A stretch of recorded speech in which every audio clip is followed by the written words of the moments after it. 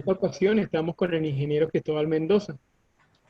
El ingeniero Cristóbal Mendoza es ingeniero químico, egresado de la Universidad Simón Bolívar, es auditor interno en Sistema de Gestión de la Calidad, IRCA, consultor o auditor de sistemas de gestión, instructor de norma en temas de sistemas de gestión y en temas relacionados con gestión por procesos, documentación, indicadores y medición de la gestión, herramientas y control estadístico de procesos, satisfacción del cliente y tratamiento de quejas. Tiene experiencia de más de 15 años en el Departamento de Normalización y Aseguramiento de la Calidad en PDVSA e INTV. ¿Me escucha bien, Bien, ¿me Cristóbal? escuchan? Sí. Ok. Bien, bueno, como ya comentó Evelyn, vamos a hablar de los laboratorios en estos tiempos tan particulares y de la norma eh, más empleada por los laboratorios, la que aplica a los laboratorios de ensayo y calibración en su última versión. Y vamos a hablar de los principales cambios en esta última versión. Bueno, estos son los temas que vamos a tocar.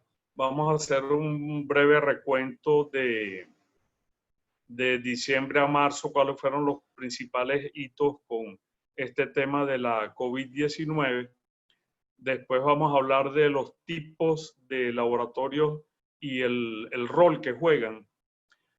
Después vamos a comentar de la estructura de la norma, la estructura de esta última versión de la norma y un poco el porqué de esa estructura.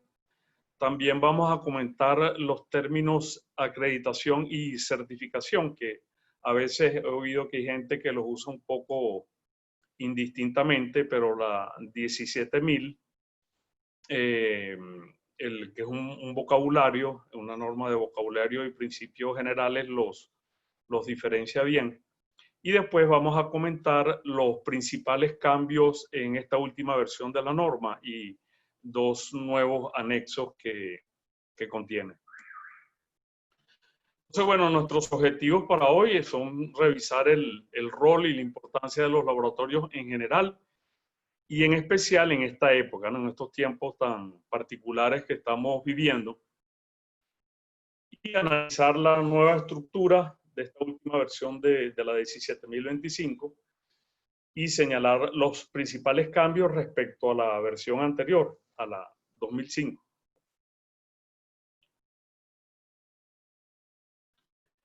Bien, bueno, una breve cronología aquí sobre la COVID de la Organización Panamericana de la Salud.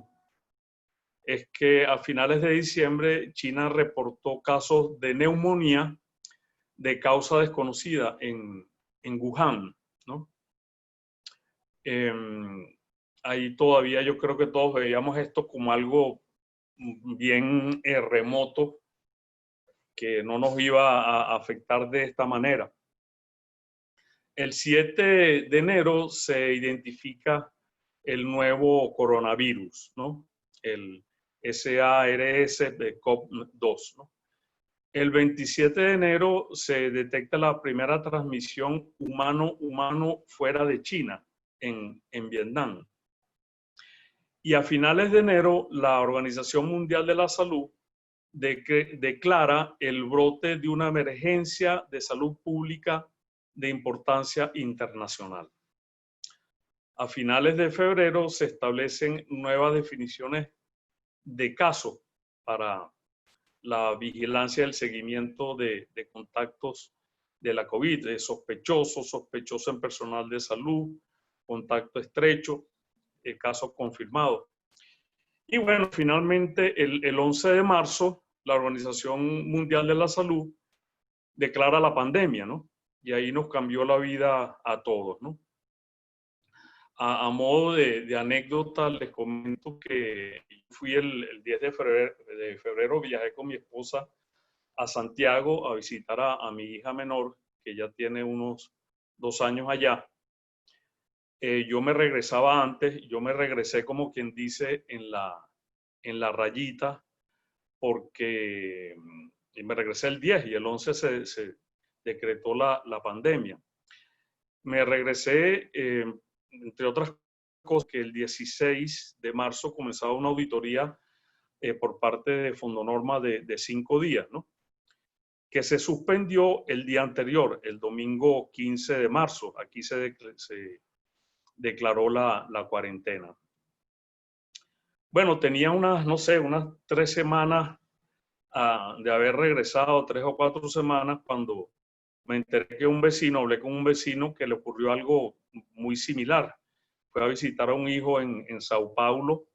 Él se regresó, la esposa se quedó con el hijo allá y bueno, ahora no sabemos cuándo es el regreso. Y así hay muchísima gente, ¿no? Una amiga de mi esposa está varada en Panamá y bueno, sin hablar de ya los fallecidos que ya se están acercando a 600,000, ¿no? Bien, creo que esta cifra es posterior, disculpen, creo que es de esta semana, que ya se han confirmado más de 11.4 millones y hay más de 535,000 muertes, ¿no? Y bueno, afectado todo el mundo. América es la región con mayor número de casos y de muertes a nivel global, ¿no? Ya va más de 7 millones de casos y las muertes están cerca de las 300,000. Estados Unidos tiene el primer lugar de casos y de muertes, ¿no? El 48% de todos los casos y casi el 47% de las muertes. Y Brasil el segundo lugar, ¿no? Aparte de eso, de las vidas humanas, la Organización Internacional del Trabajo estimaba ya hace varias semanas que se han perdido más de 400 millones de puestos de trabajo. Y bueno, un dato interesante es que algunos países han aparentemente tenido un buen manejo de la pandemia. Por ejemplo, de Sudamérica, el único país que tiene entrada actualmente en la Unión Europea es Uruguay, por el manejo que han hecho de la pandemia. Esta semana estuve haciendo un curso de inspección de bioseguridad y el facilitador decía que la República Checa también ha tenido buenos resultados. Entiendo que Corea también. Bueno, la pandemia paralizó la mayoría de las actividades a nivel mundial.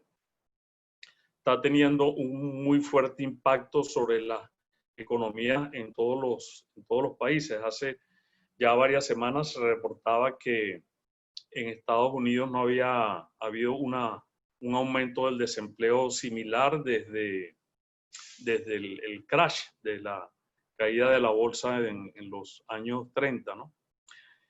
Pero sin embargo, un sector que se ha mantenido operativo, al menos parte o incluso muchos han tenido que aumentar su actividad, es el sector laboratorio.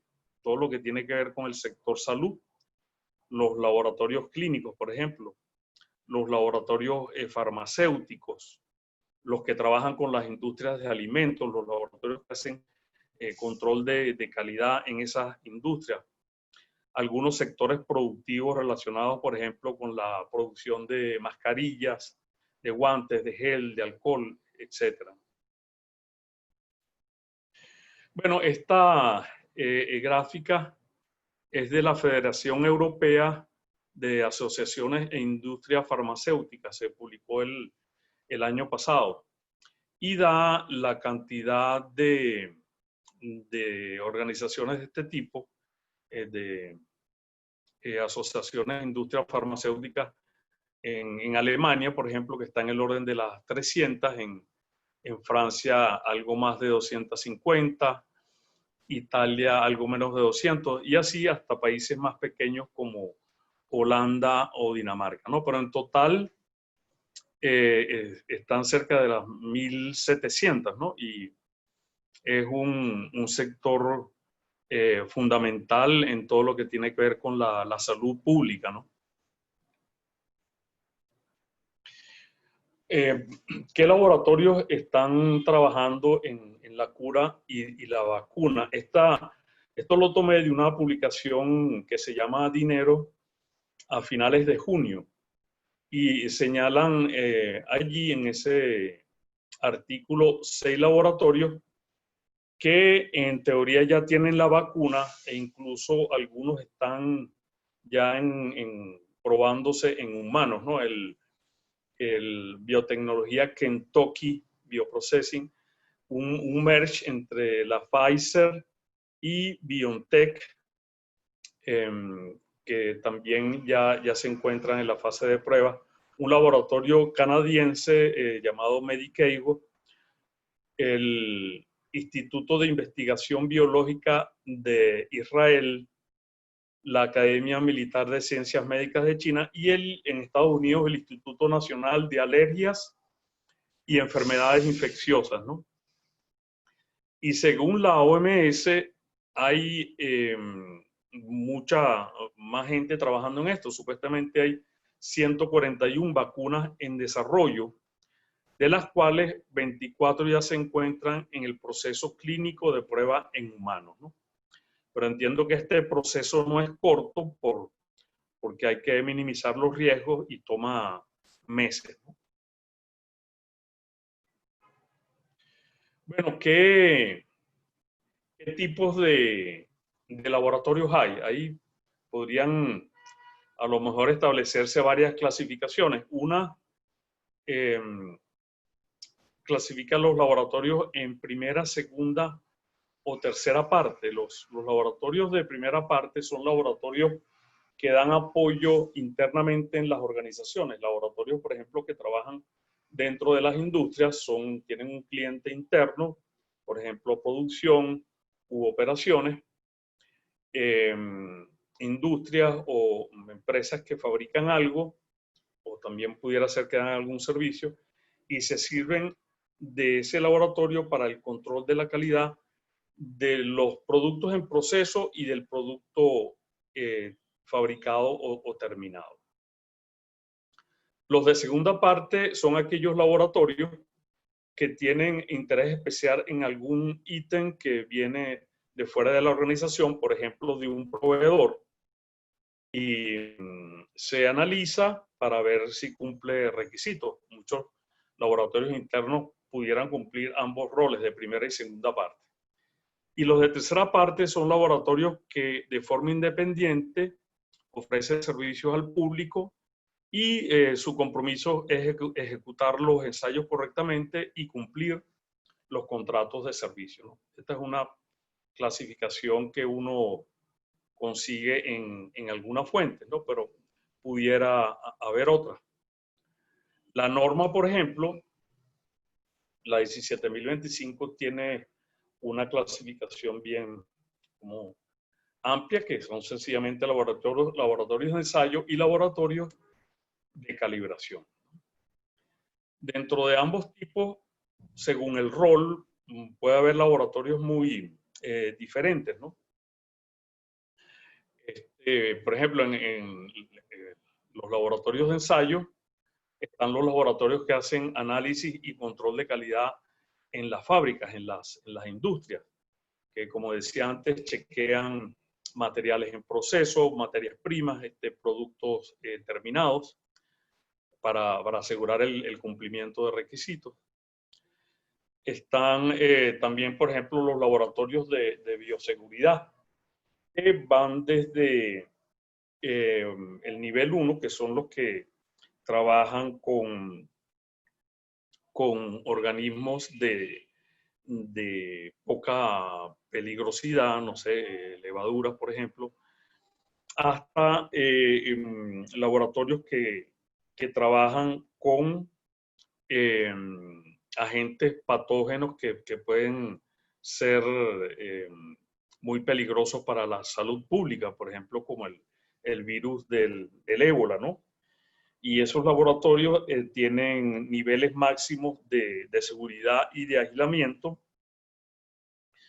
por esa peligrosidad de los agentes patógenos con que trabajan. Después tenemos los laboratorios clínicos, que también algunos los llaman laboratorios médicos, donde el objetivo es el análisis de muestras biológicas como sangre y orina, para ayudar en el diagnóstico y tratamiento de enfermedades. Dentro de esos laboratorios hay algunos que realizan análisis microbiológicos para detectar patógenos, análisis bioquímicos para evaluar la composición sanguínea, diagnóstico molecular, como los análisis de ADN, o análisis de la reproducción, como las clínicas, por ejemplo, de fertilidad. Después hay unos laboratorios que algunos llaman de producción, que trabajan en el escalamiento de tecnologías que todavía están a nivel de laboratorio para llevarlas a escala industrial, y a veces incluyen pequeñas plantas pilotos para poder simular ese proceso que se quiere escalar, que se quiere llevar a nivel industrial. Están también lo que se llama las salas blancas, que son lugares fabricados para mantener niveles de contaminación bajísimos, lo cual es necesario, por ejemplo, en la fabricación de material médico quirúrgico, o en la fabricación de ciertos componentes electrónicos, como los usados en la fabricación de semiconductores, ¿no? Ahí se controla el flujo y la presión de aire, el cual se filtra previamente, y tienen un gradiente positivo en esa presión de aire, ¿no? Por último están los laboratorios de investigación y desarrollo, que son básicos para el avance de la ciencia. Trabajan en el ámbito de la química, de la física, de la biología, de diferentes tecnologías, y bueno, pudiéramos decir que en todos los campos del conocimiento. Los laboratorios de calibración se clasifican según las magnitudes que trabajan, ¿no? Normalmente trabajan algunas magnitudes porque los patrones son muy costosos. Creo que es difícil, si no imposible, conseguir un laboratorio que trabaja en todas las magnitudes, porque son infinidad.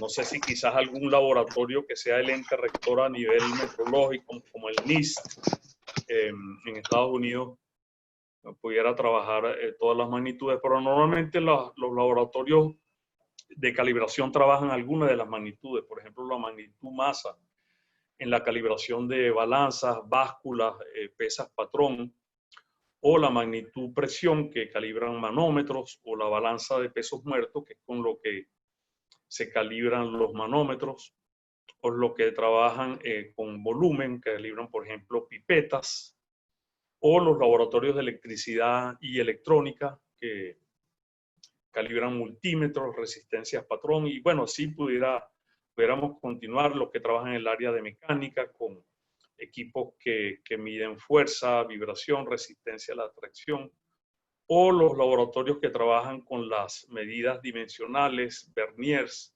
micrómetros, o laboratorios de medición de equipos que miden flujo, rotámetros, medidores de turbina, medidores de flujo, temperatura, calibración de termómetros, termocuplas, y así pudiéramos continuar. Por ejemplo, equipos que miden dureza, en fin.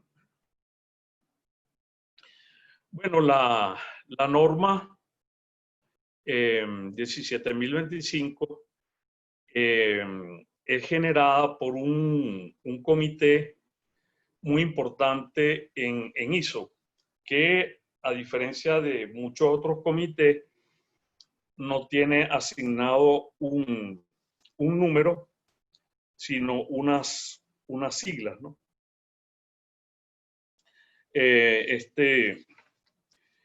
Todos los que han trabajado en calidad, por ejemplo, saben que el comité que trabaja la serie 9000 y normas complementarias es el 176, o el que trabaja las normas de gestión ambiental es el 207. Eso es como lo común, pero este comité que tiene las siglas de CASCO, porque CASCO significa Conformity Assessment Committee, Comité de Evaluación de la Conformidad.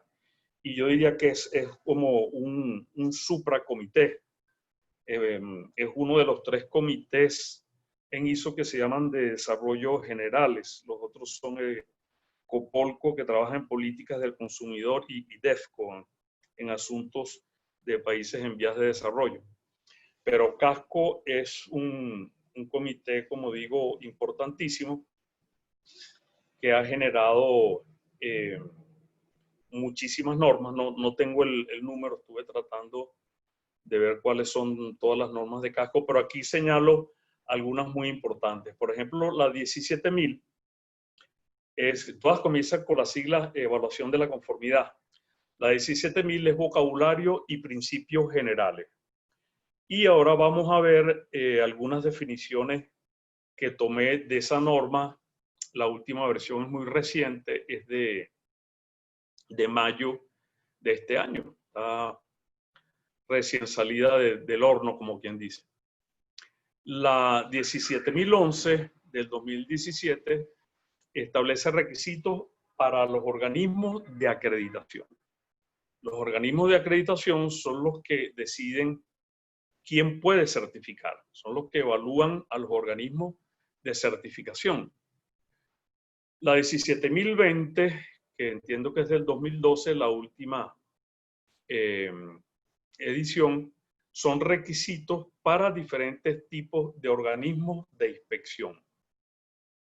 La 17.021, requisitos para los organismos que realizan la auditoría y la certificación de los sistemas de gestión, como Fondonorma, por ejemplo.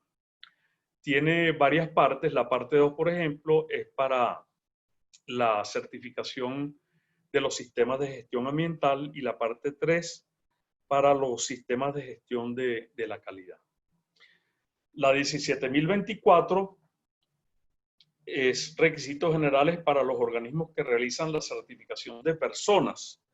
Imagino que esta le aplica al IRCA, ¿no? al Registro Internacional de Auditores Certificados. Y la 17.065 son requisitos para los organismos que certifican productos, procesos y servicios, ¿no? Estos son 6 de las normas ISO, además de la 17.025, que considero muy importante. La 17.025 la trabajó un working group, el grupo de trabajo número 44 de CASCO.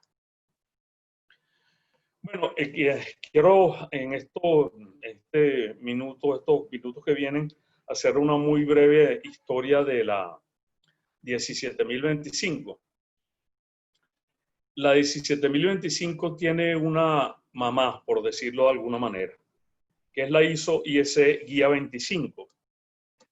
Esa norma es el año de la primera versión, es bastante antigua, es casi 10 años previa a la 9001, que muchos la consideran como la abuela de todas las normas de gestión. Y ese dato siempre me ha parecido muy interesante porque revela como la cultura normativa que tienen los laboratorios. Es decir, los laboratorios, antes de que otros muchos sectores, sintieron la necesidad de tener una guía que organizara, que ordenara la gestión en los laboratorios, ¿no? Aunque por alguna razón tenía ese título de guía, hablaba de debes, y realmente tanto los auditores como el personal que trabajaba en los laboratorios lo usábamos como la norma de auditoría, como la norma de requisitos.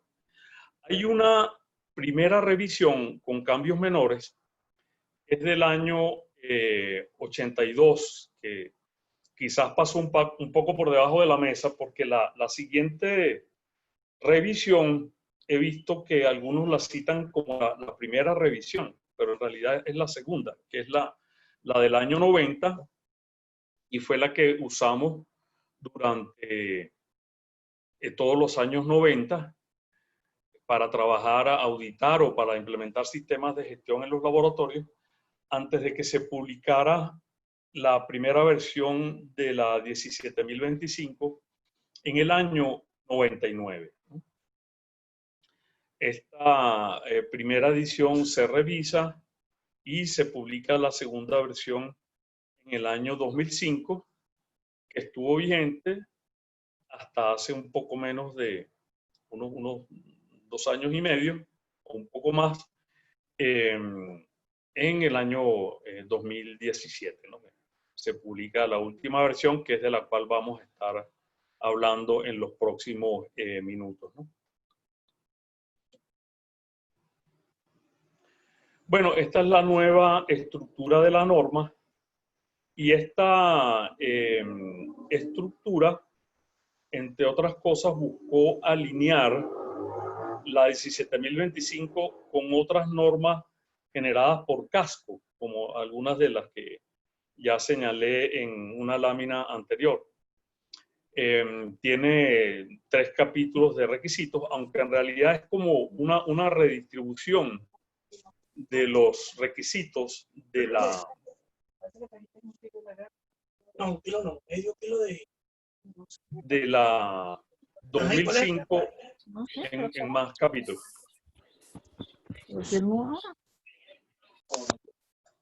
Bien, tiene dos anexos. La 17025 del 2005 tenía también 2 anexos, pero estos son sobre temas totalmente diferentes, ¿no?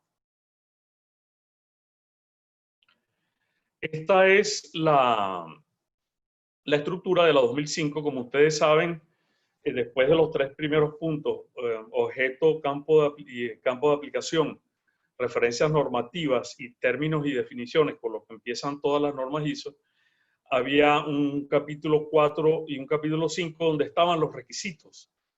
Y el capítulo 4 era requisitos relativos a la gestión, tenía 15 apartados.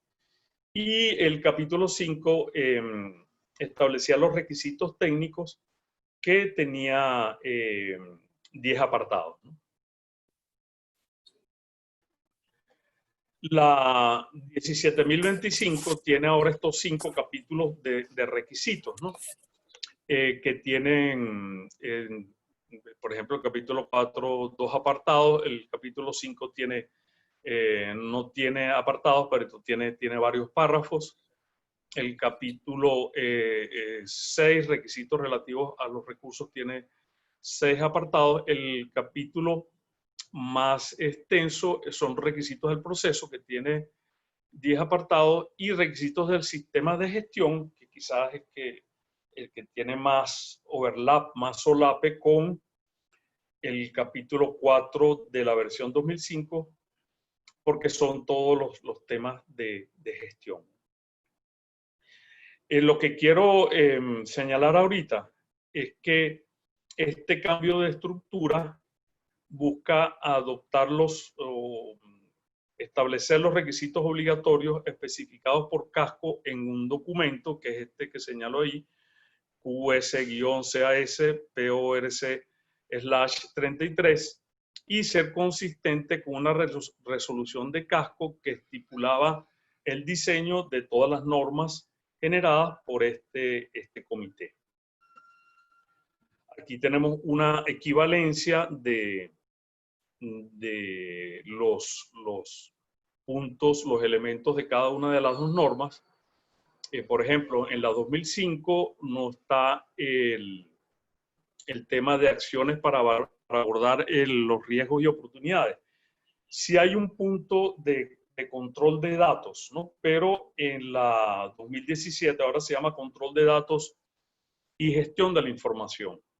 Acción preventiva de la 2005 está sustituido ahora por el tema de los riesgos, ¿no? De las acciones para abordar los riesgos. Y pareciera que en la 2017 no hay un elemento de servicio al cliente pero está incluido en el 7.1 revisión de las solicitudes, ofertas y contratos, ¿no? Bien, fíjense, el mismo prólogo de la 17.025 señala, según el comité, los cambios principales, ¿no? Y tiene estos 3 párrafos. Dice, el pensamiento basado en el riesgo aplicado en esta edición, ha permitido una cierta reducción de requisitos prescriptivos y su sustitución por requisitos basados en el desempeño.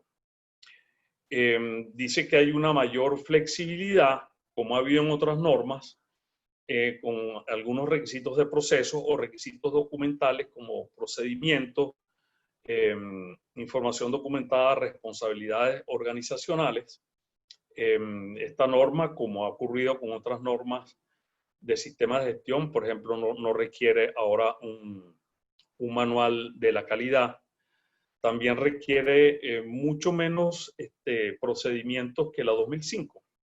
La 2005 yo tenía en mi norma resaltado cada uno de los procedimientos que muchas veces decía, para este punto, compras, por ejemplo, se requieren política y procedimientos, no solo procedimientos. Y yo tenía contado en esa norma mía en papel 22 procedimientos.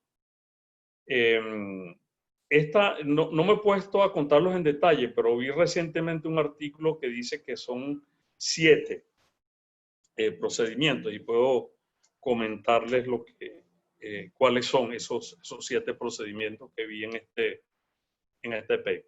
Dice también el prólogo que se ha añadido una definición de laboratorio, que es la 3.6 de la sección 3. En realidad se han añadido 9 definiciones, porque tanto en la 17.025 del 99 como en la 2005 no se incluían definiciones, sino se referenciaba a otros documentos. En esta última versión se decidió incluir 9 definiciones que las vamos ahora, aunque sea, a señalar. Bueno, aquí tengo de nuevo la estructura, como siempre, como ustedes saben, todas las normas ISO comienzan con el alcance, referencias normativas y términos y definiciones. Hay un capítulo 4 que nos habla de la imparcialidad y la confidencialidad. Y nos dice, como las versiones anteriores, que el laboratorio no debe permitir presiones comerciales, financieras u otras, pero hay algo adicional, porque como en otras normas, quizás el cambio principal es la inclusión del tema de los riesgos, ¿no? Sustituyendo las acciones preventivas. Y decía que hay algo interesante porque dice que el laboratorio debe identificar los riesgos relacionados con la imparcialidad y debe ser capaz de demostrar cómo minimiza o elimina estos riesgos. El 4.2, el segundo apartado de este primer capítulo de requisitos, nos habla de la confidencialidad y, como digo, ambos temas se tocaban en las versiones anteriores, pero ahora con mayor énfasis, ¿no? Porque son títulos, son apartados de la norma. Después tenemos los requisitos estructurales, donde se nos dice, como en las versiones anteriores, que el laboratorio debe ser una entidad legalmente responsable o debe ser parte de una entidad legal, ¿no? Debe identificar a la dirección o gerencia responsable del laboratorio, definir y documentar el rango de actividades que cumple con la norma, porque el laboratorio, como ocurre también con las certificaciones, no tiene por qué acreditar todos los métodos, sino pudiera acreditar parte de los métodos que los considera especialmente importantes para el cliente o que son importantes para el laboratorio por alguna razón, como ocurre con las certificaciones, que las empresas no tienen que certificar todas las líneas de producción, todas las líneas de servicio, sino aquellas que decidan, ¿no?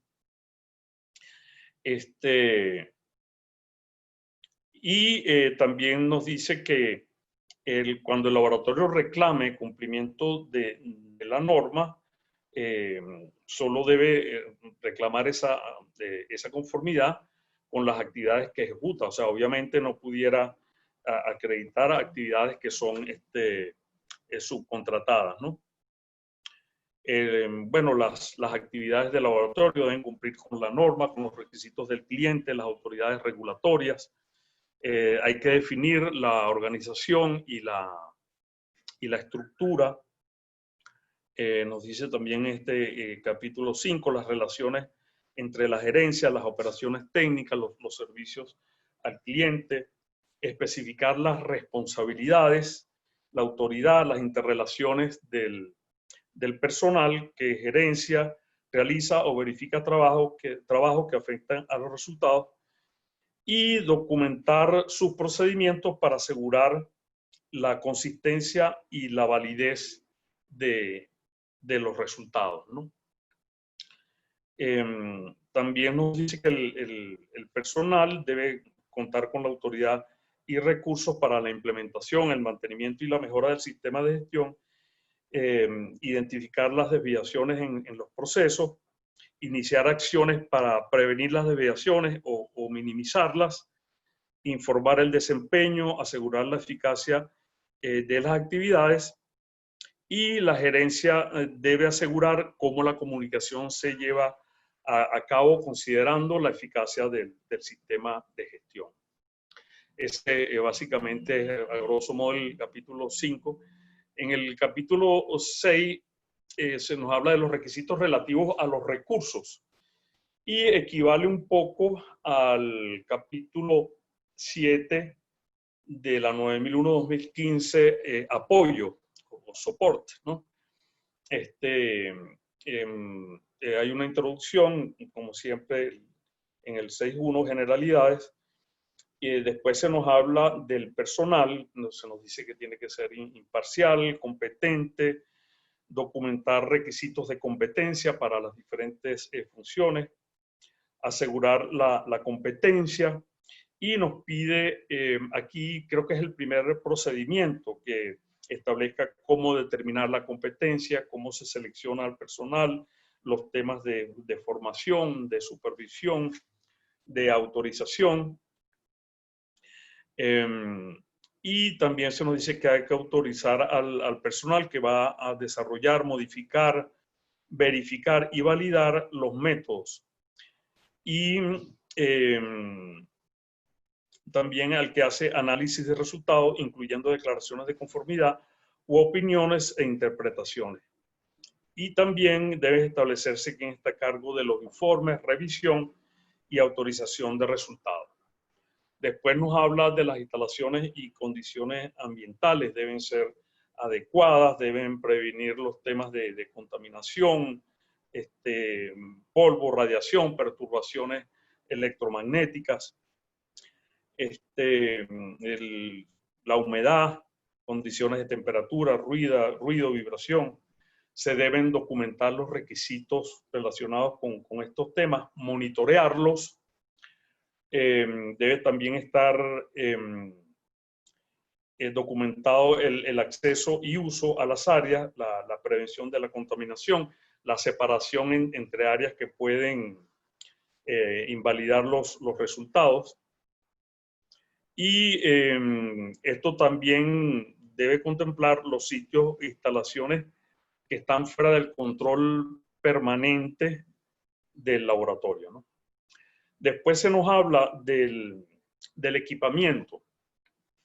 Aquí hay un cambio en el término que la norma 2005 hablaba de equipos y se ha cambiado por equipamiento porque se consideró más amplio, por considerar, por ejemplo, los materiales de referencia que no encajan del todo en el término equipos, ¿no? Después,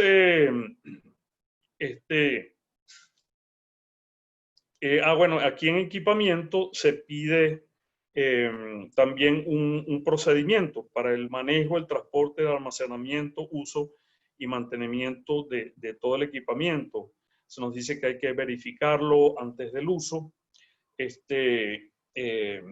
Deben ser calibrados, debe garantizarse la trazabilidad metrológica, debe haber un programa de calibración, debe haber registros de calibración. Después se nos habla del tema de la trazabilidad metrológica, ¿no?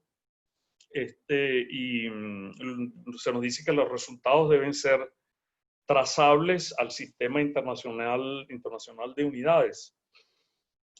También se nos dice en una nota, se nos recuerda qué es la trazabilidad metrológica y bueno, no recuerdo la definición exactamente, pero es algo así que la medición de nuestro equipo o instrumento debemos ser capaces de establecer la relación entre esa medición y un patrón nacional o internacional mediante una cadena ininterrumpida de comparaciones, ¿no? Por cierto, una de las cosas nuevas de esta norma es que tiene un anexo, el anexo A, que ahonda en el tema de la trazabilidad metrológica y, bueno, es un tema importante en los laboratorios de todo tipo, ¿no? Cómo aseguramos esa trazabilidad metrológica. El punto 6, que en la 9001-2015 está en el capítulo de operaciones, pero aquí está en este capítulo de requisitos relativos a los recursos, nos habla de los productos y servicios suministrados externamente. Y nos pide, como también lo pedían las normas anteriores, procedimientos y registros para esto, para las compras de todos los insumos del laboratorio, equipo, vidriería, instrumentación, reactivos. Pero además, algo que no estaba explícito en las 17.025 previas, dice que ese procedimiento incluya los criterios con que vamos a evaluar a los proveedores, ¿no? Bueno, el capítulo más extenso son requisitos del proceso. El primer punto, revisión de las solicitudes, ofertas y contratos, que equivaldría un poco al 8.2 de la 9001. También nos pide un procedimiento y registros, todo lo que tiene que ver con la contratación de las actividades. Después nos habla de la selección, verificación y validación de los métodos. Los métodos que hay que validar son aquellos métodos no normalizados, un método normalizado que estamos usando fuera del alcance o un desarrollo propio del laboratorio, ¿no? Esos métodos son los que habrían que validar. Un punto, otro punto que ahora se considera como que puede estar dentro de las actividades del laboratorio es el muestreo. Y se nos dice ahora que cuando el laboratorio está a cargo del muestreo, debe estimar la incertidumbre asociada al muestreo. El manejo de los ítems de ensayo o calibración también requiere un procedimiento, un registro. Como las normas previas, también está incluido el tema de los registros técnicos. En el punto de evaluación de la incertidumbre de la medición, nos dicen, bueno, que el laboratorio debe identificar todos los componentes de la incertidumbre y que tiene que considerar la incertidumbre asociada al muestreo. Esto es un tema que quizás va a ser novedoso para, no sé, si no todos, algunos laboratorios, porque ese componente de la incertidumbre asociada al muestreo puede ser importante.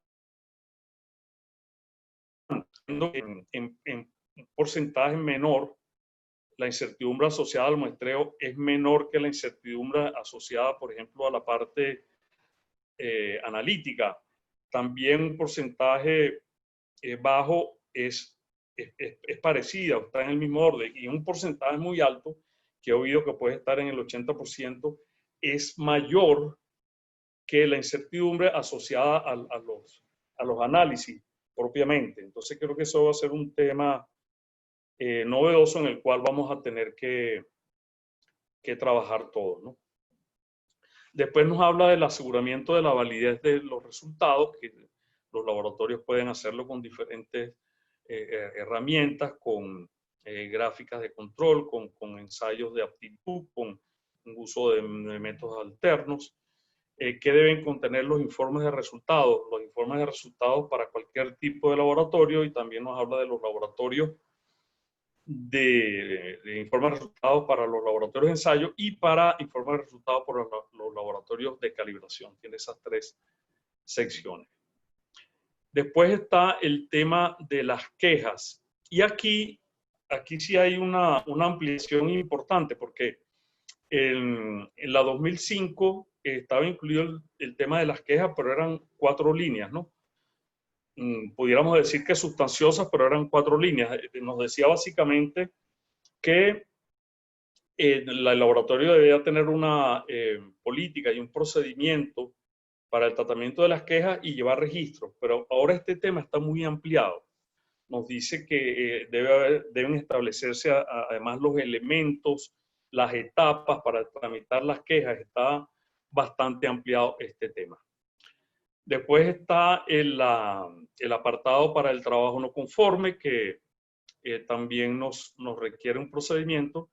Y un punto que también está ampliado es el control de los datos, que ahora añade y gestión de la información. Finalmente, el capítulo 8, aquí no me voy a extender, son todos los elementos de gestión. Y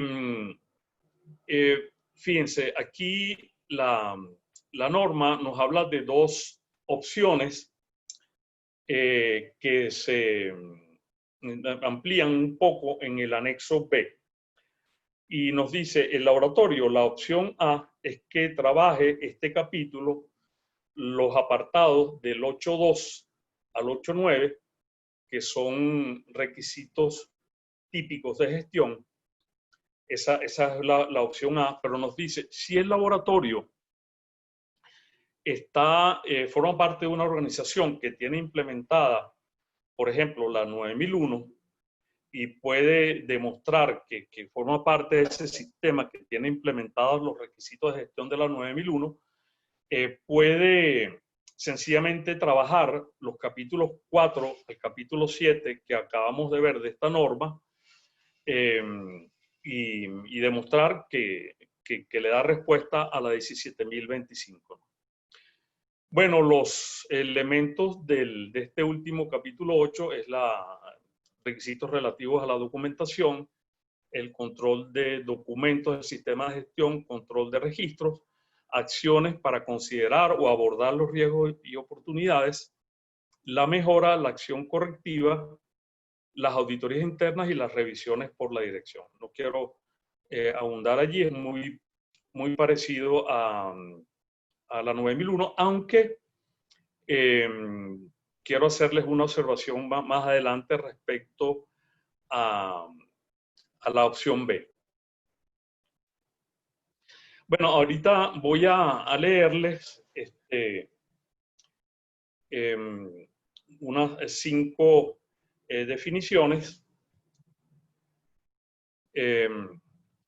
Tenemos la definición de revisión, que es verificación de la aptitud, adecuación y eficacia de las actividades de selección y determinación y de los resultados de dichas actividades respecto al cumplimiento de los requisitos especificados por un objeto de evaluación de la conformidad.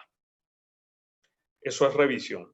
Y después nos dice que atestación, nos dice la 17.000, que es la emisión de una declaración basada en una decisión tomada después de la revisión de que se ha demostrado que se cumplen los requisitos especificados, ¿no?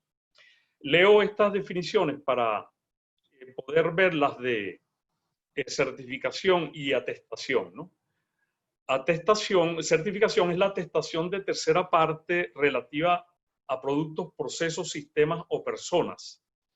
Y la nota 1 nos dice que la certificación de un sistema de gestión a veces también se denomina registro, y la certificación es aplicable a todos los objetos de evaluación de la conformidad, excepto a los propios organismos de evaluación de la conformidad, a lo que es aplicable la acreditación.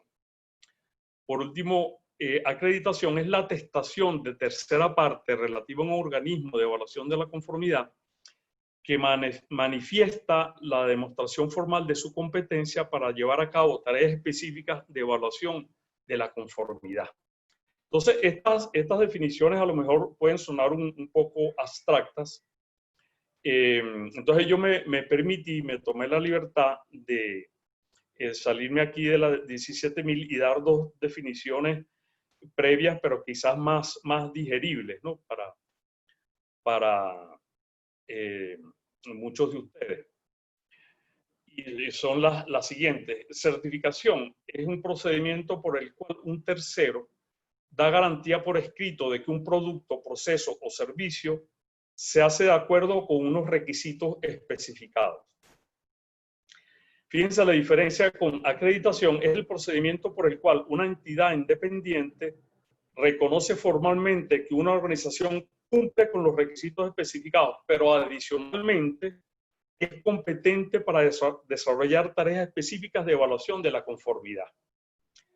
¿Cuáles son esas tareas donde se va a demostrar la competencia? Bueno, por ejemplo, en el caso de los laboratorios, los métodos que el laboratorio de ensayo está acreditando o que el laboratorio de calibración está acreditando. En el caso, por ejemplo, de Fondo Norma, son las actividades de certificación. Es decir, en el caso de la acreditación, además de demostrar que tú tienes un sistema que cumple requisitos, tienes que demostrar competencia técnica en las actividades que estás acreditando. ¿Ven la diferencia? Bueno, aquí rápidamente el objeto y campo de aplicación de la norma, este documento especifica los requisitos generales para la competencia, la imparcialidad, la operación coherente de los laboratorios. Es aplicable a organizaciones que desarrollan actividades de laboratorio independientemente de la cantidad de personal. Puede ser de un laboratorio de 2 personas hasta cientos. Los clientes del laboratorio, las autoridades reglamentarias, las organizaciones y los esquemas utilizados en evaluación de pares, los organismos de acreditación y otros utilizan este documento para confirmar o reconocer la competencia de los laboratorios. En referencias normativas se dan estas dos, la ISO IS Guía 99, que es el vocabulario internacional de metrología, y la 17.000, que ya se las he comentado, es evaluación de la conformidad, vocabulario y principios generales, ¿no? En términos y definiciones, además de estas dos que acabo de mencionar, nos dicen que la ISO y la IS mantienen base de datos y nos las indican, ¿no? En términos y definiciones se dan 9 definiciones, que son estas, ¿no? Imparcialidad, queja, comparación interlaboratorios, ensayo de aptitud, laboratorio, regla de decisión. Esto es algo bien novedoso en la norma, o sea, no estaba anteriormente, y además verificación y validación. Si quieren podemos comentar en la sesión de preguntas un poco qué es esto de la regla de decisión. Bueno, los principales cambios, cambia la estructura, ya dijimos 8 capítulos en vez de 5 para alinearse con otras normas de la serie 17.000. Se incluyen 9 definiciones, las que acabamos de señalar. En los requisitos generales se introducen como apartados requisitos de imparcialidad y confidencialidad. Un cambio quizás el más importante, es que se deben considerar y abordar los riesgos y oportunidades sustituyendo a las acciones preventivas. Si el laboratorio va a hacer el muestreo, se debe establecer la incertidumbre del muestreo. Se contempla la regla de decisión para declarar conformidad cuando así lo solicita el cliente. Y el término equipamiento reemplaza a equipos utilizado en la versión 2005. Otros campos, el capítulo de control, el apartado de control de datos se amplía añadiendo gestión de la información. Se incluye el anexo A, trazabilidad metrológica, y el anexo B, opciones del sistema de gestión. En la 2005 había un anexo A y B, pero el anexo A era una referencia cruzada con la 9001 del 2000. Y el anexo B era directrices para establecer aplicaciones para campos específicos, ¿no? Entonces, bueno, este anexo B nos explica, como le decía, que una opción es que el laboratorio trabaje en los 8 apartados del capítulo 8, del 8.2 al 8.9, y si el laboratorio tiene implementada la 9001 o pertenece a una organización que tiene implementada la 9001, pudiera sencillamente demostrar que está cumpliendo los elementos del 4 al 7. Aquí tenemos otra referencia cruzada donde vemos que todos los capítulos de la 2005 están contemplados, pero es según otra estructura. Esta norma podemos decir que incluye la 2005 y tiene algunas cosas adicionales, ¿no? Esta referencia cruzada es mejor que más completa que la tablita que vimos antes, ¿no? Bien, riesgos, ¿no? Riesgos asociados a un laboratorio. Bueno, señalo que algunos pueden provenir de las actividades de muestreo, de ensayo, de calibración, de sus relaciones técnicas, comerciales, financieras, de las relaciones entre su personal, y los laboratorios deben demostrar cómo van a minimizar, eliminar los riesgos. Y bueno, quizás dependiendo del análisis, en algún caso, a veces la opción es convivir con el riesgo, ¿no? Por algunos riesgos que pueden tener impacto, hay que tratarlos, ¿no? Hay que tratar los riesgos asociados a la imparcialidad, a la confidencialidad.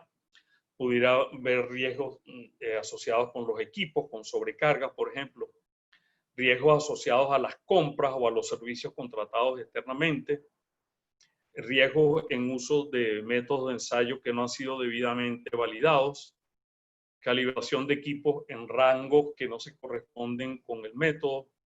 Un riesgo que puede ser muy grave es la confusión de ítems de ensayo o de calibración. Imagínense en un laboratorio clínico.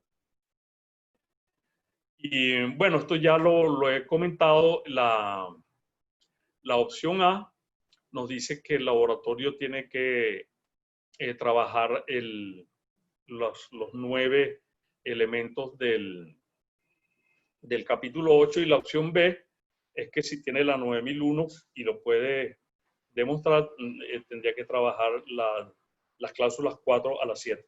Yo diría que esto, pónganle cuidado porque, por ejemplo, la parte de registros, de control de registros, la norma señala aquellos 6 sustantivos que nos hablaba la 9001 del 2000 y del 2008. Decía que se deben tener los controles necesarios para la identificación, el almacenamiento, la protección, la recuperación, el tiempo de retención y la disposición final de los registros. Pero además añade otros 2 términos, el respaldo, el backup, y el archivo de los registros. Entonces, hay que revisar, por ejemplo, esa cláusula, o por ejemplo la parte de revisiones por la dirección, donde creo que también se señalan algunas cosas específicas en esta norma adicionales, ¿no? Bueno, esto así a grosso modo es la norma. Quería hacer un paneo y señalar los cambios principales. Y me gustaría terminar con una frase de un gran sabio. Perdón, disculpen, me faltaba esta lámina. Forma parte de la figura B1, que es una posible representación esquemática de los procesos operacionales de un laboratorio, ¿no? Entonces, se señalan en este esquema todos los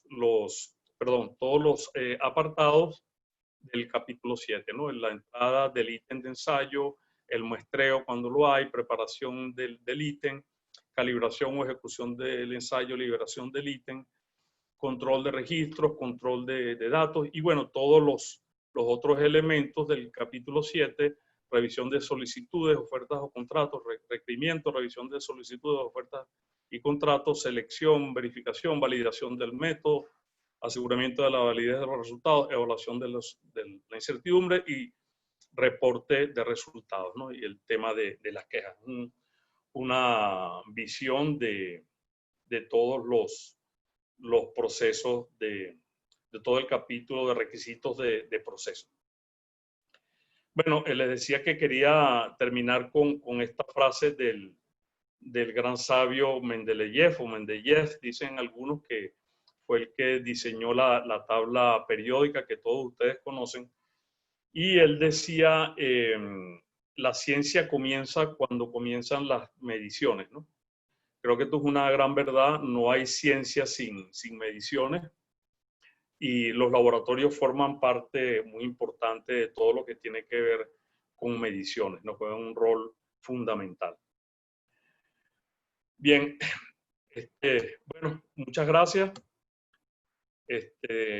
Entiendo que ahora hay una sesión de preguntas, estoy a la orden.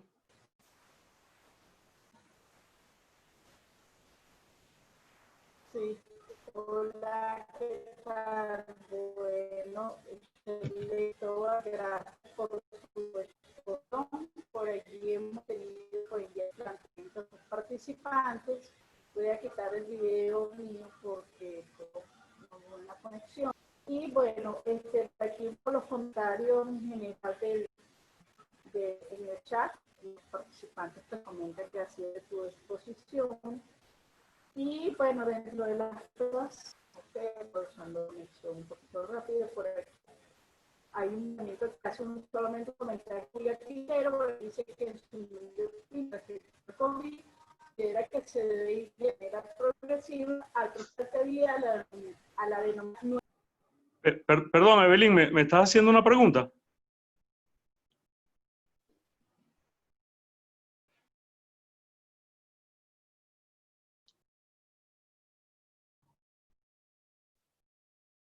Ok, esperemos que retomemos la conexión con la licenciada Evelyn.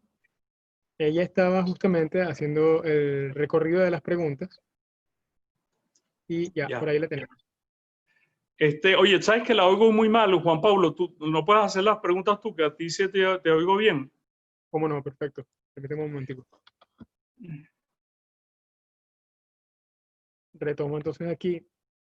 Entre las preguntas que surgieron a lo largo de la ponencia, había más que todo comentarios, primero que nada, de gente que también ya trabaja en el área, colegas también de Fondo Norma.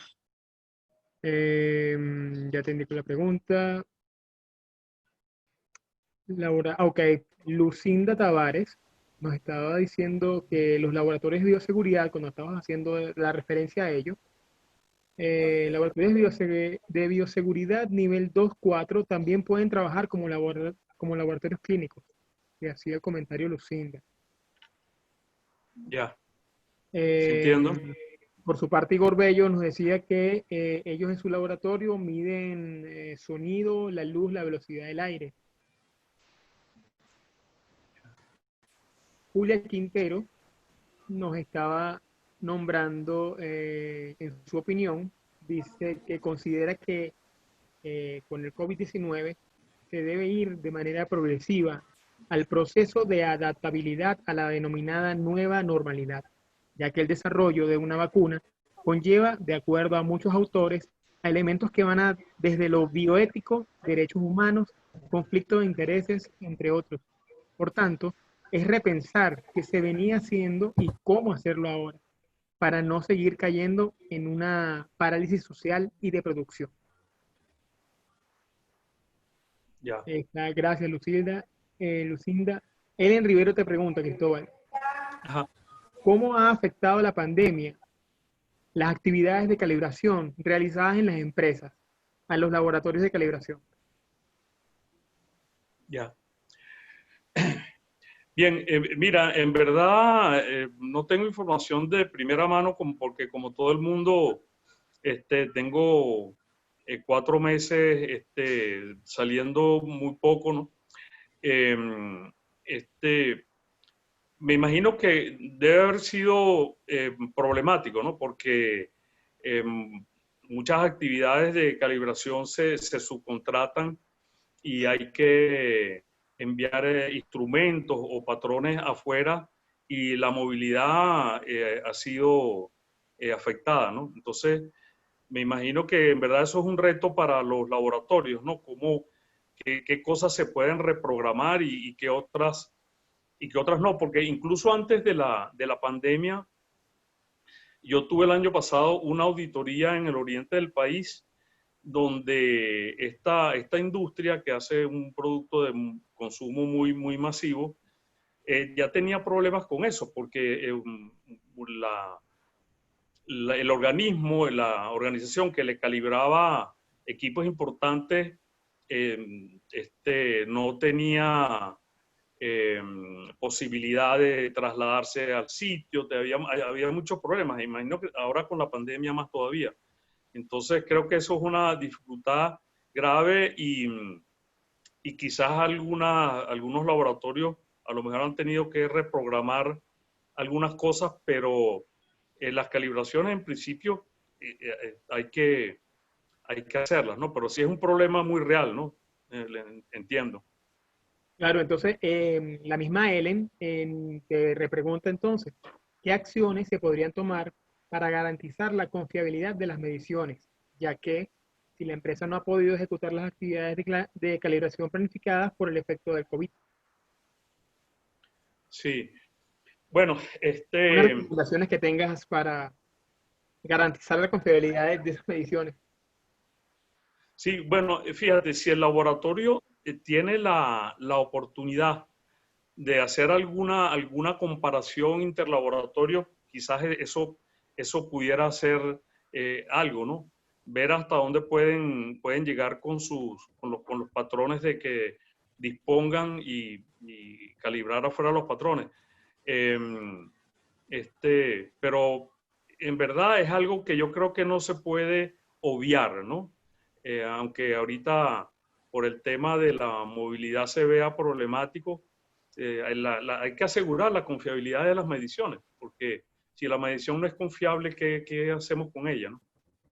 Entiendo que es problemático, pero hay que ver hasta dónde se puede llegar, ¿no? Me imagino que quizás también aquí pudiera tratar de hacerse un poco de benchmarking, ver qué se está haciendo en otras partes, porque es un problema realmente global, ¿no? No solo nuestro, ¿no?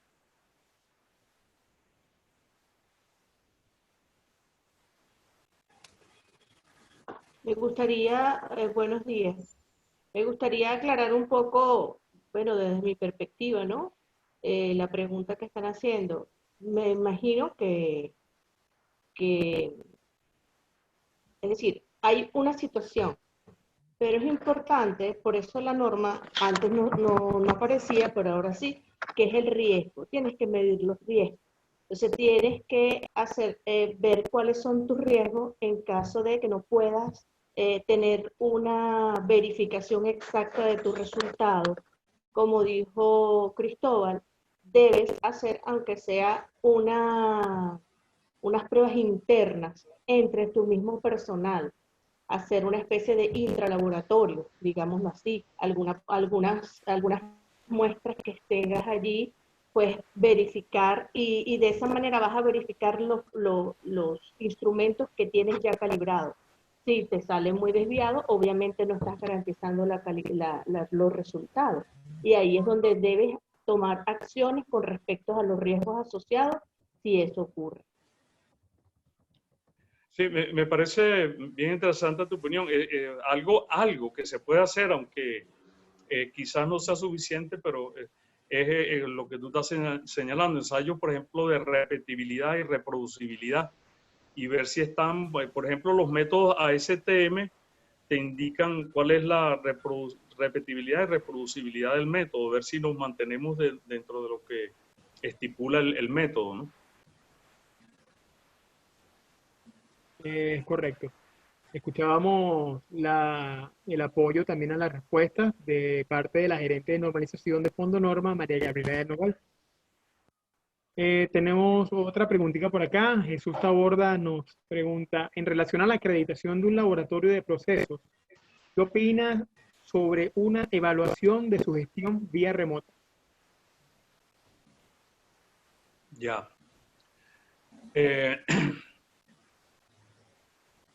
Sí.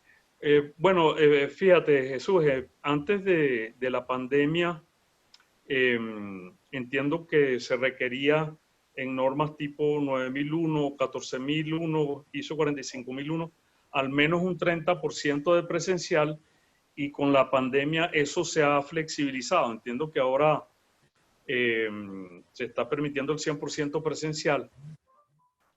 Y incluso he oído a este señor, creo que es Oscar López de ATR, que ha dado varios webinars sobre auditorías remotas, que él no está haciendo sino nada más auditorías remotas, ¿no? Pero también he oído que algunos sectores, por ejemplo, como el sector alimentos, ISO 22000, o el sector automotriz, ISO TS 16949, no aceptan todavía el 100% de auditorías remotas, ¿no? En el caso de los laboratorios, yo considero, ¿no? Estoy abierto a otras opiniones, pero considero que también debe haber un mínimo de porcentaje presencial por la criticidad de la acreditación, de lo que se está evaluando, ¿no? Quizás habría que indagar en el caso de los laboratorios si hay alguna directriz de la IAF, ¿no? Porque las que hemos visto son más genéricas, ¿no? No hablan en especial, hasta donde yo sé, de los laboratorios, pero quizás pudiéramos indagar sobre eso, ¿no? Ok. Seguimos adelante. Otra de las preguntas que surgen por acá. Ah, Juan, por aquí Ahora sí, hay una adelante. pregunta. ¿Me escuchan? ¿Me escuchan? ¿Sí? Ajá, por aquí hay una pregunta que hizo Julia Quintero. ¿Se puede decir que la ISO 17025-2017 está mejor estructurada y es más explícita? Que si la 2017 está mejor estructurada y es más explícita. ¿Ah? ¿Sí? Ok, te la Sí. repito. Explícita. Esa es la pregunta de Julia. Sí. Julia Quintero nos pregunta justamente, ¿se puede decir que la ISO 17025-2017 está mejor estructurada y es más explícita? Sí, yo creo que sí. Como dije en la presentación, se buscó alinear la estructura de la 1725 con otras normas de este comité casco que ha establecido unas pautas para el diseño de las normas que genera y los requisitos que contienen. Yo considero que sí, y adicionalmente, y además tiene requisitos adicionales, ¿no?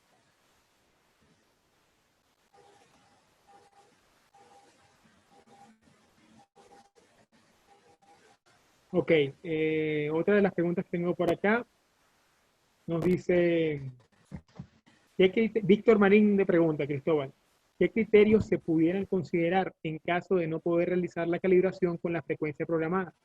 ¿Es posible evaluar el riesgo y considerar la tendencia histórico de las calibraciones, las verificaciones diarias? Sí, fíjate, hay hay un documento de la OIML, de la Organización Internacional de Metrología Legal, que establece metodologías para establecer los intervalos de calibración. Establece, creo que al menos 5 metodologías. Ese documento, la D10 de la OIML, está traducido, si mal no recuerdo, de la Covenin 3698. Entonces, bueno, si el intervalo de calibración se estableció de una manera científica, yo diría que debemos tratar de cumplirlo, ¿no? Pero creo que hay como alternativas. Por ejemplo, si tú calibras un equipo, llevar gráficas de control que te ayudan a ver si hay alguna degradación de tu material de referencia. Pero en principio yo creo que hay que tratar, si se estableció bien el intervalo de calibración, tratar de cumplirlo, ¿no? Ok, por acá Rosa Alcántara también pregunta, para realizar la validación de métodos de ensayo, ¿cuáles y cuántas metodologías se tienen que aplicar? Pregunto, ¿se puede validar solo con la comparación del análisis contra el análisis oficial? Por ejemplo, contra una norma Covenin. Hay diferentes maneras, ¿no? Uso de métodos alternos, de materiales de referencia. No quisiera, digamos, creo que no hay una pauta así de que basta con uno o que tiene que ser más de uno, ¿no? Pero obviamente, si tienes más de una alternativa, es conveniente, ¿no? Que las abordes, ¿no? Ok, por aquí Elizabeth Rama nos pregunta que si puedes profundizar un poco acerca del concepto de de regla de decisión. Sí, mira, la regla de decisión es cuando al laboratorio, ahí la definición está en la norma, ¿no? No la tengo aquí, está ahí en electrónico, pudiéramos verla, pero básicamente consiste en cuando al laboratorio, además de el cliente pedirle un resultado, le solicita o le pregunta si ese resultado está dentro de una tolerancia, ¿no? Entonces hay diferentes reglas de decisión y también hay documentos que hablan de esto, ¿no? Por ejemplo, la guía IEC 115 incluye algo que se llama el método de exactitud. La ISO 10576, raya 1, se llama Métodos Estadísticos Directrices para la Evaluación de la Conformidad con Requisitos Especificados. En la ISO 14253, raya 1, también va a conseguir información sobre eso. Pero les comento algo para que vean que no necesariamente es algo complicado, ¿no? Les voy a comentar 2 reglas de decisión. Hay una que se llama basada en la aceptación simple, donde tú estableces algo que se llama capacidad de medición, donde vas a comparar la tolerancia que te está presentando el cliente con la incertidumbre expandida. Vas a dividir esa tolerancia, el límite superior y el inferior, la vas a dividir entre 2 veces la incertidumbre expandida. Eso te va a dar un cociente que pudiera oscilar entre 3 y 10. Si ese cociente es igual o mayor de 10, estás holgado. O sea, puedes decirle al cliente que su resultado, que el resultado del ensayo cumple con las tolerancias, ¿no? En el caso de una calibración, vas a hacer lo mismo, pero en vez de colocar en el numerador la tolerancia, vas a poner el error máximo permisible y vas a hacer esa cuenta. Si te da menor de 3, ahí ya no hay tanta seguridad de que se está cumpliendo con la tolerancia. Otra regla de decisión se llama como algo así como basado en una zona de seguridad fija. Y ahí de nuevo calculas la incertidumbre expandida y vas a restar esa cantidad del límite superior y la vas a sumar al límite inferior. O sea, vas como a reducir la tolerancia. Si cae dentro de esos dos límites, también hay una buena seguridad de que se está cumpliendo. O sea, hay diferentes reglas de decisión y es una cosa que se va a acordar con el cliente y se refiere a eso. Cuando el cliente te dice, mira, yo además del resultado o de la calibración del equipo, quiero que me diga si cumple con esta tolerancia o con este error máximo permisible. Los errores máximos permisibles, en el caso de las calibraciones, ¿quién nos los da? Bueno, hay dos fuentes, ¿no? Una es el fabricante del equipo y otras son las recomendaciones, que en realidad son normas de la Organización Internacional de Metrología Legal, la OIML, que son, creo que, cientos, ¿no? Y esas normas de la OIML nos dan, por ejemplo, los errores máximos permisibles. Por ejemplo, la R76, que es para balanza, nos da los errores máximos permisibles para los 4 tipos de balanza, tipo 1, 2, 3, 3 y 4. O la R111 nos da los errores máximos permisibles para los diferentes tipos de pesas patrón, que tienen diferentes clasificaciones, M3, M2, M1, F2, F1, E2, E1. O sea, en el caso de los errores máximos permisibles, tenemos que tener ese dato que nos los da o el fabricante o una norma de la OIML.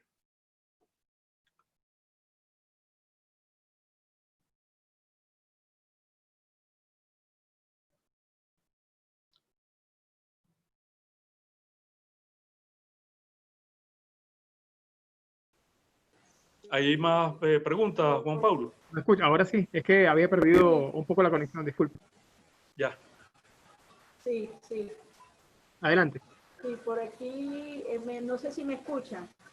¿Sí? Sí, te oigo, Evelyn. Bueno, por aquí no es no es una pregunta, sino un comentario que nos hace Igor Bello, ¿no? Él dice, bueno, la infraestructura de la calidad de un país se construye con 3 patas fundamentales: normalización, certificación, acreditación y metrología.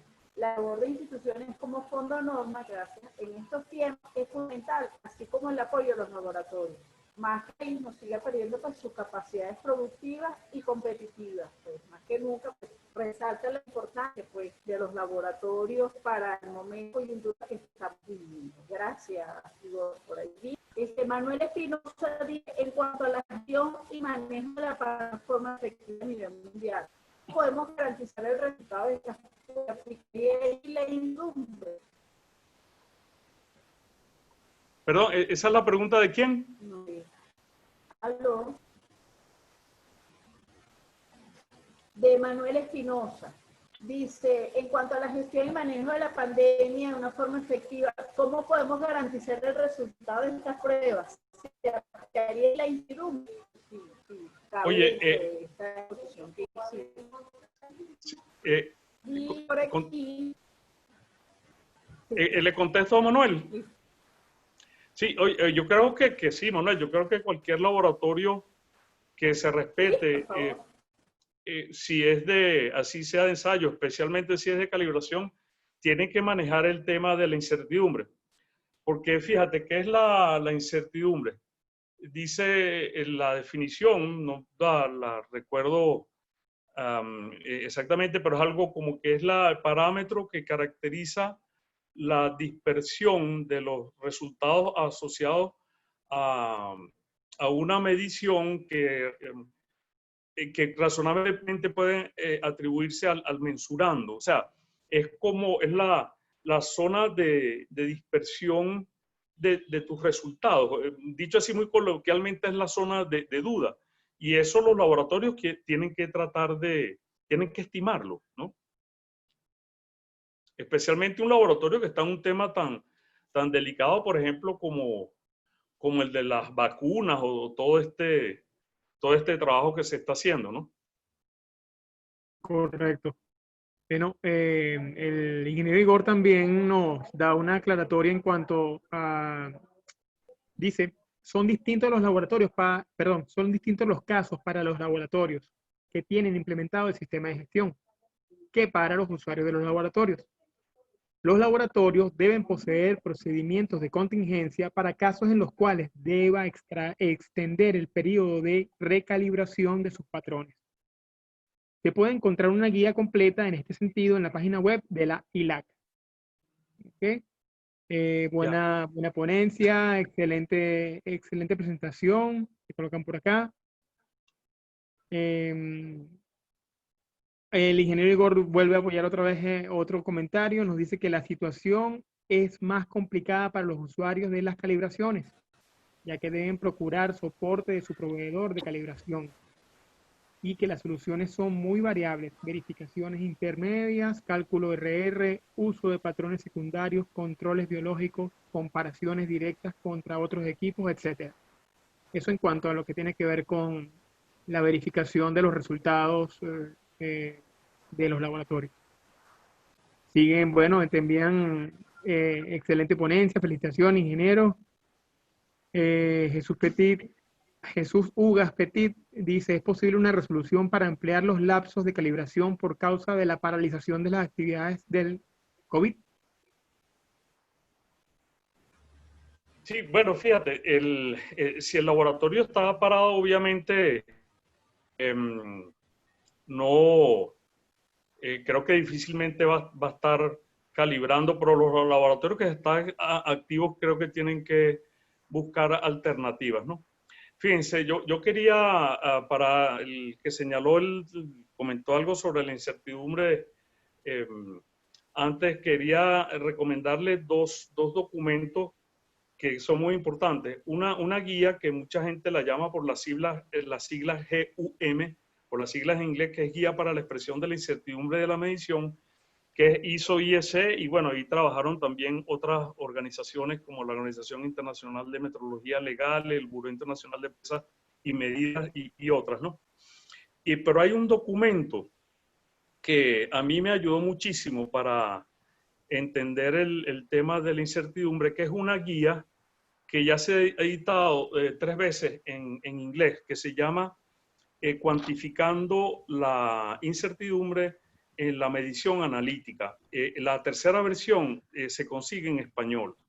Es una guía de 120 y tantas páginas que es para los laboratorios de ensayo. Entonces, además de que nos da una guía que nos lleva de la mano en 9 capítulos para la estimación de la incertidumbre, empieza con unos conceptos, después en el paso quinto nos da las 4 etapas para estimar la incertidumbre. Una cosa que es fabulosa de esa guía Eurachen o Eurachen es que tiene hacia el final 7 ejemplos de estimación de incertidumbre en cosas muy diferentes. Por ejemplo, una valoración ácido-base o determinación de plomo en agua. Entonces es muy didáctica porque presenta el análisis de los componentes de la incertidumbre, nos los presentan en una espina, en un diagrama de Ishikawa, y después van calculando cada componente de la incertidumbre. Y el ejemplo 4 es algo así como determinación de pesticidas organofosforados en una muestra de pan. Entonces, esa me pareció muy interesante porque incluye la incertidumbre, el componente de la incertidumbre proveniente del muestreo, de la preparación de la muestra, que creo que eso va a ser algo que a lo mejor los laboratorios no habían incluido. Decía, bueno, la muestra me la trae el cliente, pero creo que nos vamos a tener que meter con eso porque puede ser un componente importante de la incertidumbre, el muestreo y la preparación de la muestra. Ok, bueno, muchas gracias, Cristóbal. Hasta los momentos ya hemos terminado con la sesión de preguntas y respuestas.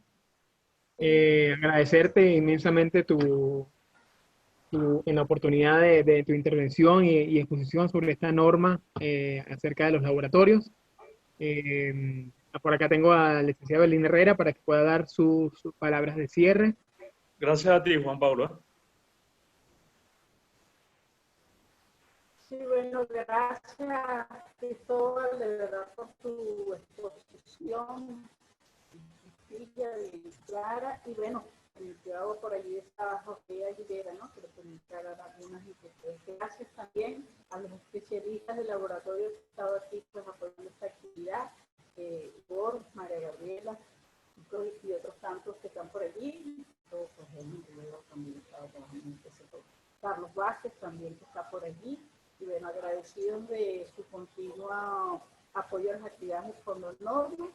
Damos entonces por concluida esta actividad del día de hoy. Juan, no sé si nos da tiempo de tomar las fotos de normal que tomamos grupal, ¿sí? Donde todos podamos encender nuestra cámara antes de que la conexión pueda caerse. Y agradecemos entonces estar pendientes del resto de nuestras actividades para la semana que viene. Tendremos 2 webinars, tendremos el martes 21, tenemos uno sobre protocolos de retorno laboral y el jueves 23 tendremos una cuarta edición de nuestro webinar sobre auditoría remota. En esta ocasión tendremos una pequeña evaluación de una auditoría remota como ejercicio demostrativo para las personas que han estado por allí manifestando ese tema que les ha inquietado sobre auditorías remotas. Entonces, bueno, gracias por seguirnos y ser consecuentes. Les invitamos también a revisar nuestra página web, donde hemos publicado allí algunos artículos de interés, el último que estuvimos publicando.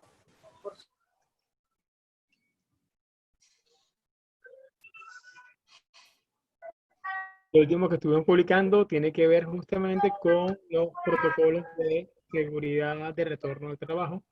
Fue un trabajo realizado por el ingeniero Igor Bello y está en nuestra página web para que puedan visualizar.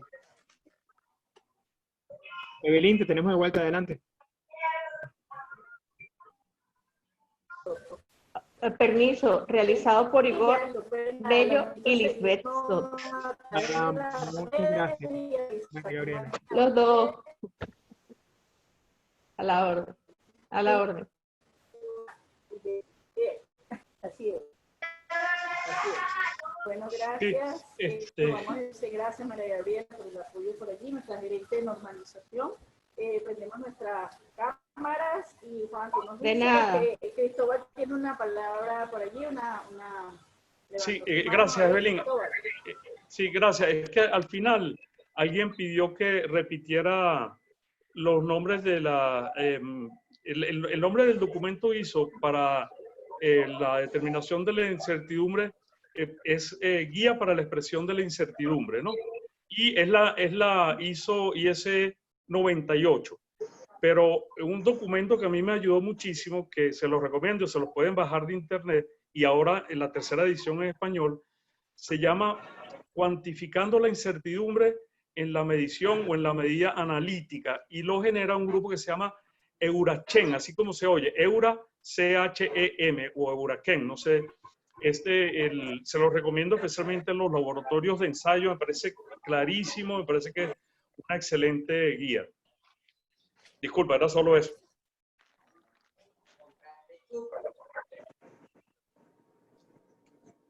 Ok, bueno, excelente. Entonces voy a proceder a tomar la imagen de cierre.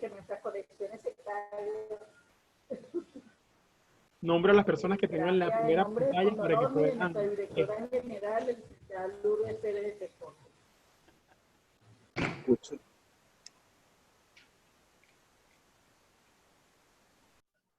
Ok, gracias, Evelyn.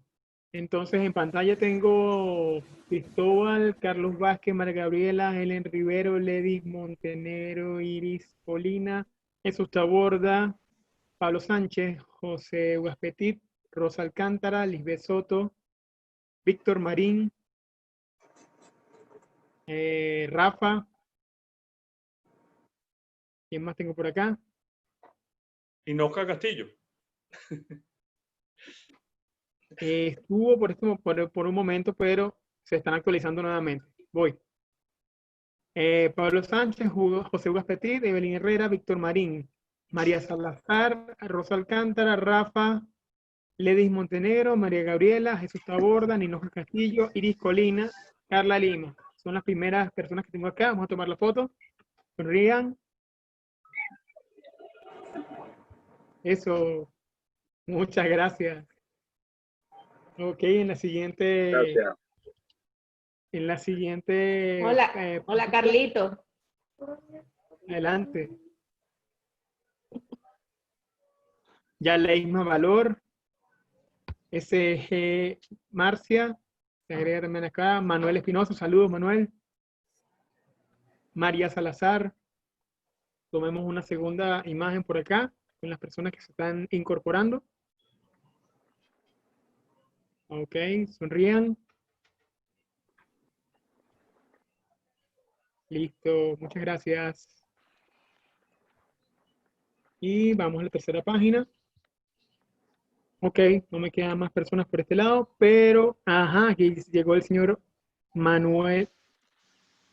Incorporándose acá, voy a tomar una imagen más, señor Manuel. Adelante. Sonríen. Listo. Muchas gracias. Bueno, le reiteramos Gracias a ti, Juan Pablo. nuestra invitación siempre a seguirnos a través de las redes sociales, por Facebook, Fondonorma, Twitter, @Fondonorma, por Instagram, Fondonorma.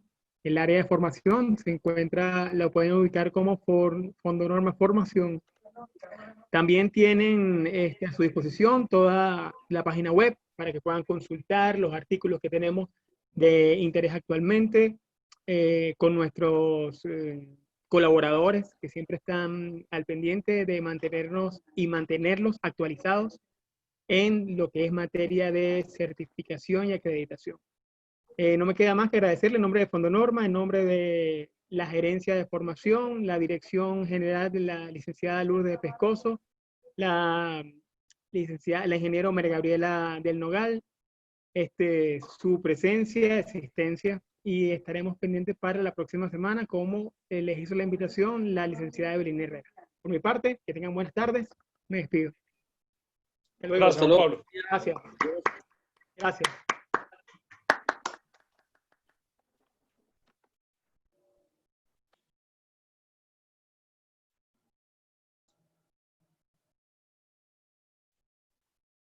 Bienvenida, señora Inosca. Aquí la estaban esperando. Gracias, Juancito. Gracias, Juancito, por todo.